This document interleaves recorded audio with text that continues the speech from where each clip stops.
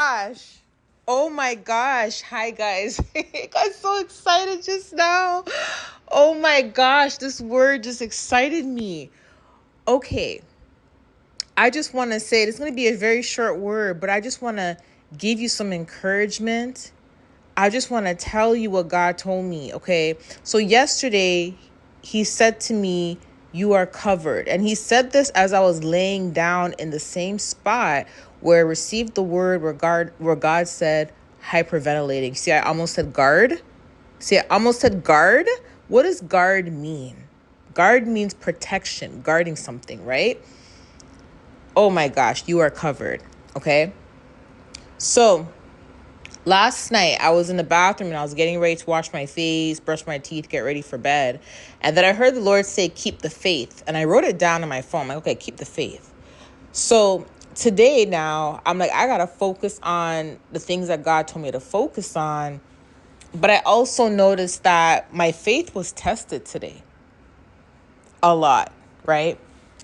And, just now I finally felt like a lot of energy and I finally felt like, okay, God, I'm ready to get ready for bed. And I'm like, why is it at nighttime when it's time for us to go to bed, we have a lot of energy now? But throughout the day when we have to get stuff done, we're drained. And it's almost like the enemy's literally trying to manipulate us, and we're drained and we're tired and we're fighting witchcraft. But that's what they do. When they try to attack us, that's what they do. So just now, God gave me the word, the full word, and he let me know I had to post it. And I got so excited when I got the confirmation to post it, because he gave me a book and he gave me all the references, and he connected everything together like a puzzle piece. And I saw the bigger picture and I was like, oh my gosh. And then he said, "You are the first." Okay. So I just want to encourage anyone that is feeling weary right now. I want to encourage you. And I just want to say, like, whatever assignments, whatever instructions that God has given you, you have to understand that if it's a life-changing assignment or a life-changing instruction, whatever he's called you to do, you will be attacked in that area a lot, because the enemy is trying to prevent you from fulfilling that. He's trying to prevent you from completing that assignment or completing these instructions that's going to lead you to that assignment, because the enemy knows that's where there's going to be changes. So he's going to try to sabotage you to prevent you from getting further. Hence why when it's time for you to work on certain things or do certain things that God has told you to do, that is important, and it's not that you're being disobedient, it's the fact that every time you try to work on or you try to do it, you get attacked or you get drained, or it just feels like the life has been sucked out of you. And you're like, God, what's going on? As soon as I touch the Bible, sometimes I feel drained. As soon as I read it, I feel drained. That's the enemy trying to prevent you from reading the word, right? As soon as you touch your laptop and you're about to work, you may feel drained. As soon as you're about to head into work to make your money, you're feeling drained. As soon as you're about to do anything that God tells you to do, you will start to feel the attacks come in. But then you have to fight through the warfare. That is another thing I heard this morning. Thank you, Holy Spirit, for reminding me. So take it in, guys. Yesterday I heard you are covered, right? Last night I heard keep the faith. Early this morning before I got up, I heard fight the warfare. But I didn't write that down. I just remembered about that. God just reminded me about that, right? And just now he connected everything together. And he gave me the book of Esther. I want to just say something to you. Imagine Esther said, you know what? I'm just going to give up. I know that if I approach the king and I present this request to the king, there's a chance that I can perish. So either if I don't bring this request to the king, my people will perish, because Haman's going to reveal things, but at the same time, there may be a better chance that I don't bring this request to the king. So imagine Esther thought like that and did not say, you know what, I'm going to take that chance. Esther was covered. Esther had to do something that was very risky, because her own husband, the king, could have took her out just from approaching the king with that type of request. You see what I'm saying? That was a very risky thing to do. That's why she told Mordecai, if I perish, I perish. Right? So that was a very risky thing to do. And she had to be very brave and she had to be very bold in order to do this.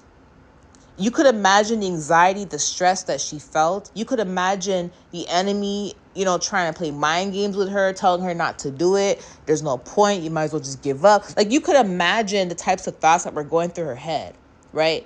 But she had faith. She had just enough faith to go to the king with this request regardless. And that is because she is covered. She is covered. See, God will ask you to do certain things and he will put you in certain positions.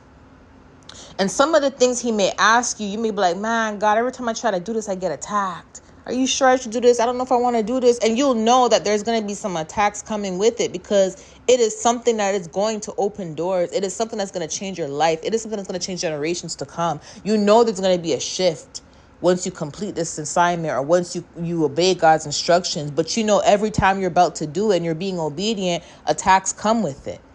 So you could have been like, okay, I give up, God. I'm tired of this. I'm not continuing.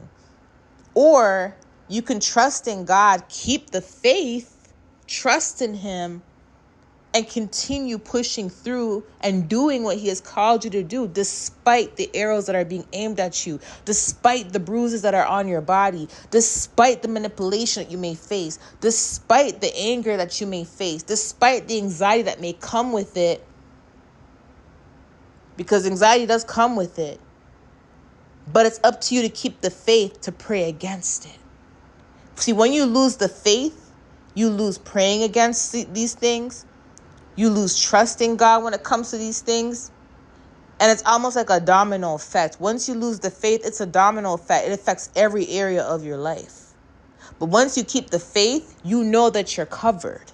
You know that even though these things may happen, you are covered. And God is not going to let anything harm you. You know that he is going to guide you through it. He's going to protect you through it. You are going to pray through it. You are going to fast through it like Esther did. And you're going to be able to do what it is you're supposed to do. You're going to be able to change generations to come. God said you are the first. You are the first in your bloodline that is going to open the gate for the new generation to come, for the next generation to come, for the new generation after you. You are the first in your bloodline. People are not going to have to fight what you had to fight because you are the one that is going to set people free. And not just people in your bloodline, but people who God has connected to you. Because we don't have to be blood to be brothers and sisters in Christ. You see what I'm saying? We are brothers and sisters through Christ, through the blood of Christ. Do you see what I mean? Through the blood of Christ. And you are going to set people free. So you have to understand that the assignments that God tells you to do, it's important. It's important. Had it not been important, you would not be experiencing warfare when it comes to these things. You would not be experiencing warfare when it comes to following specific instructions if it was not important. You are the first. You are the first. You are the first to break the generational curse. You are the first to break the generational curse of poverty. You are the first to break the marital curse in your bloodline. You are the first to break the curse of depression and suicide. You are the first. You are the first. You are the first. See, Esther kept the faith. Esther kept the faith. And when she knew that Haman was going to do what he was going to do, she could have gave up. She could have gave up. She could have said to herself, there's no way I'm going to be able to set all these people free or help all these people. There's no way the king's going to believe me. She could have said all these things, and she probably did. But she kept the faith. She kept the faith. And she fought through the warfare.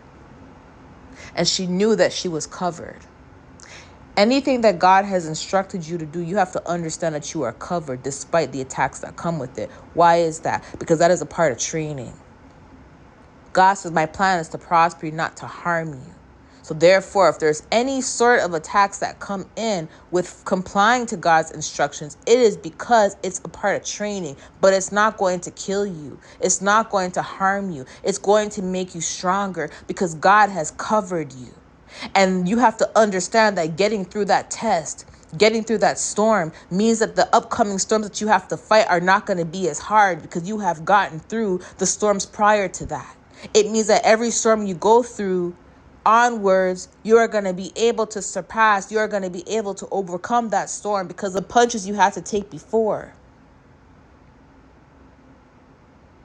You are the first. Oh my goodness. You are the first. I love you guys. I'll talk to you guys soon. Bye.